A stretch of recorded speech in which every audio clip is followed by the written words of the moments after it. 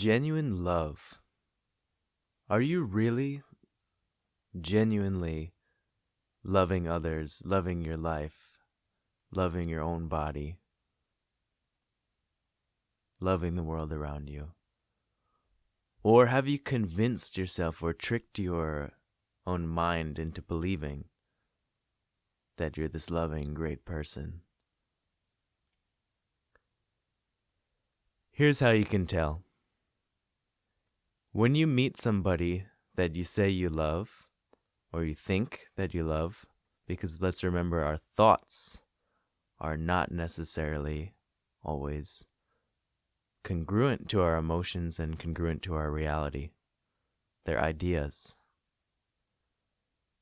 So when you meet a person that you say you love, do you feel it? How much do you feel it? And this is a process. This takes effort. And that's why there's people who are really, really great presence that have deep, deep love and you can feel it. And it's genuine. And then there's people who have a lot of talk. And there's people that have a lot of ideas about who they are and what they want to be and what they want to look like. But how much of that comes from ego? So we have people on one hand who are loving, that are genuinely feeling it in their heart, in their emotions, in their body.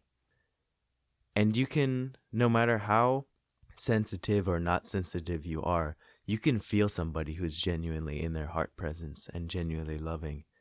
It feels warm, it feels safe, it feels protective, it feels nurturing, all of these things and more. And then on the flip side, on the contrary, you can feel somebody who's faking love. You can feel when somebody is saying, I love you. And there's hesitation, there's limitation going on inside their own body and mind. So the steps to take towards actualizing and embodying love is being honest with yourself.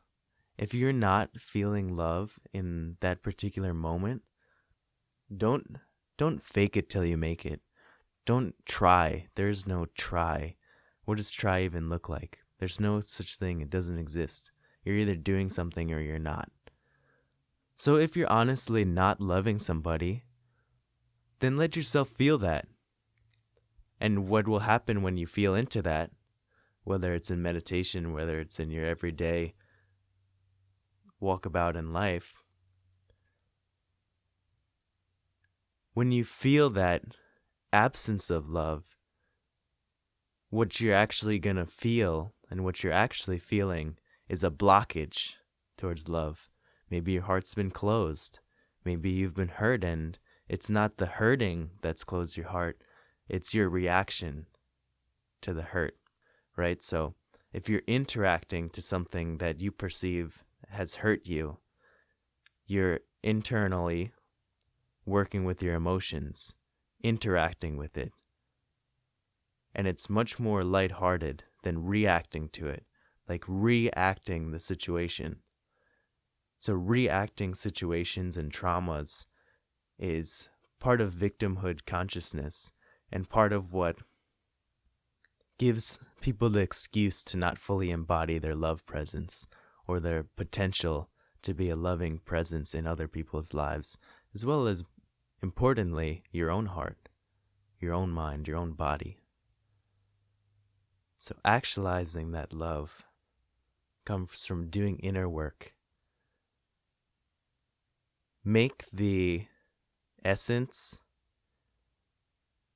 of non-love, of indifference, make that your only enemy. Make that your only enemy. Because indifference is the opposite of love. You can still love somebody when you're afraid. But when you're indifferent, that's when what people would say is immoral things happen.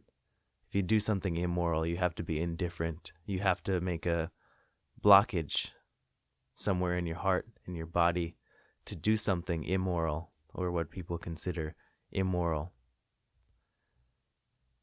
But when your heart is open and when you're internally validating and when you're internally checking in with your emotions, what level of love are you at and how can you improve that?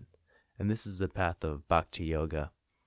This is the path of opening up to expansive love and becoming more present with an energy that's conducive to genuine love. Thank you.